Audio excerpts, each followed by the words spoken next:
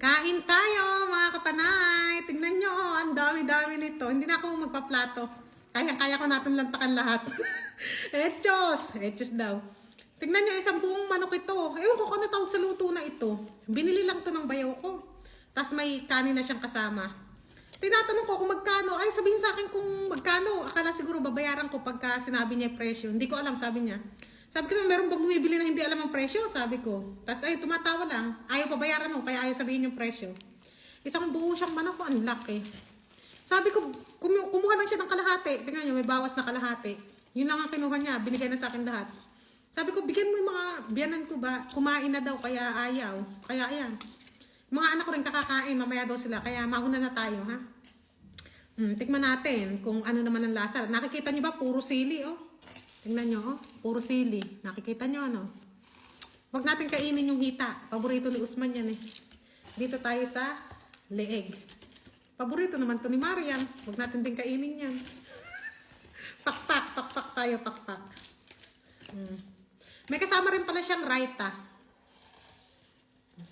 Lagyan natin na... Ay, tikman muna natin walang raita. Kung masarap. Kain! Ang sarap. Oo eh. Ang sarap. Chicken kaya. Ang sarap. Hindi siya maanghang na maanghang. Ay, yung chicken maanghang. Itong rice hindi masyado maanghang. Masarap. Pero yung chicken, maanghang. Ang sarap. Lagyan natin ng raita. Ay, ang sarap. Ay, ang sarap. Ang sarap pala nito. Nakapagpabili nga ulit nito. Hindi pa nauubos kumain yung kapabili daw ulit siya.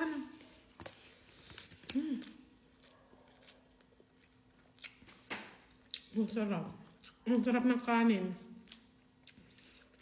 Kahit na itong kanin lang, walang ulam. Ang sarap na. Hindi mo na kailangan ng ulam. Malasang malasa.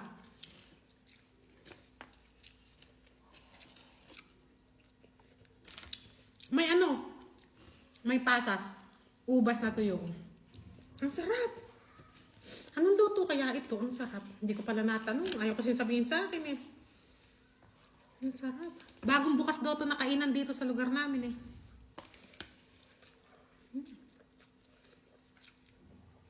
Sarap ng pasas. Ang tamis.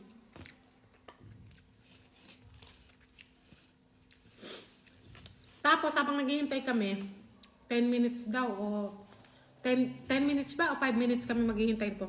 Pumunta muna kami dun sa tindahan ng isda. Ano na nga, sarado na. Pero andun petendero, kumbaga nagliligpit pa. Umorder kami ng tilapia.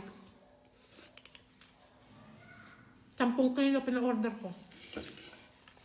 Dito kasi lugar namin, alang nagtitinda ng tilapia, puro roho, puro karpa. Kung gusto ko ng tilapia, o-order ka, saka sila kukuha ng tilapia. Ganun. Hindi mahihilig tao dito sa tilapia, puro roho. Dito sa lugar ng asawa ko, ha? Tapos minsan wala pa. Order ako 10 kilo. Lalagay ko na lang sa freezer. Ihihiwa-hiwalay ko. Kunwari, isusupot-supot ko ba? 3 piraso, 4, ganyan. Para pag magluluto, kukuha-kuha na lang ako. Panalo. Panalo ang debote talaga. Pero ang sarap talaga nito. Walang harong biro. Oh!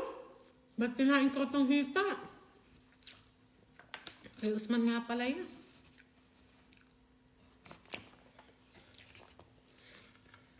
Sarap. Buto-buto. Yung puting butong ganito, gustong-gusto ko. Lumalago-lagutok, sarapan oh.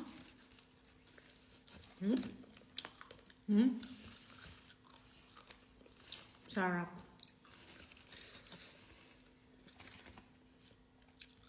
Kakakain ko lang din. Suga pa lang talaga ako.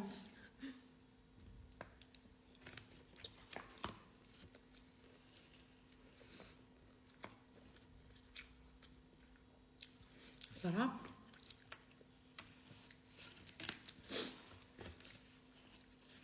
Siguro 1,000 to. Ay, hindi. Isang buong manok eh. Oo, baka 1,000. Sagad siguro to sa 1,500 ang presyo nito.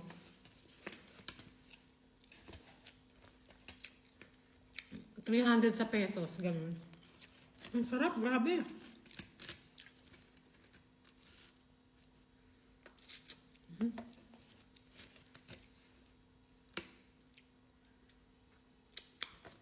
Sarap.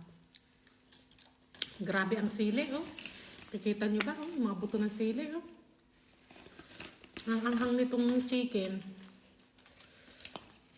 Pero yung kanin, hindi siya maanghang. Masarap.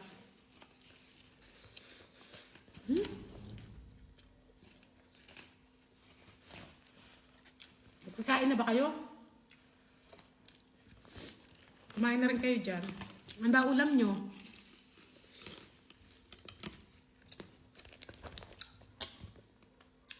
Comment naman kayo dyan kung anong ulam nyo. Sobrang lamig na ngayon dito pero nagdedebote pa ako.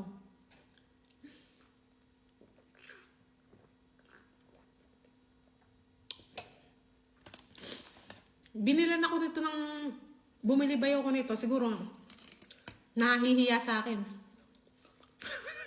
Kagabi kasi, anong oras na? Mag-aalauna siguro. Nag-message. Gising pa ba kayo? Sabi ko, oo. Meron ka ba diyang makakain? Sabi ko, nagugutom. Nakalimutan kong maghapunan. Sabi niya sa akin. Tulog na si Ami. Sabi niya, ala akong makain. Sabi niya. Meron ka ako dito, parata sa itlog. Gusto mo? Eh, may noodles din pala ako. May noodles pa ako dito may sabaw. Gusto mo? Tapos, ayun, kung gusto mo ka ako, pagluluto kita. Oh. Kaya siguro nahiya sa akin. Binili ko ngayon ng ganito. Pinagluto ko ng parata sa itlog.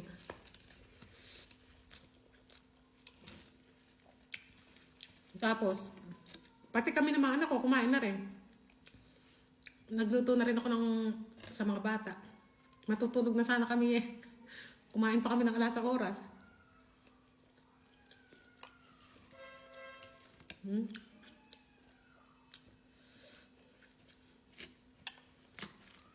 Sabi ko, hindi daw siya nakakain. Yung tanga, sabi ko. Naintindihan ninyo yung tanga yung... Nakalimutan ko, sabi niya.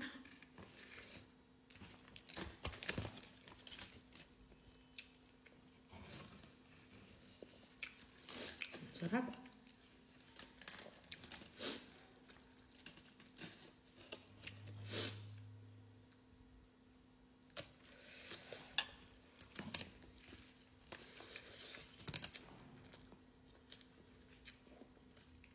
Ang sarap talaga.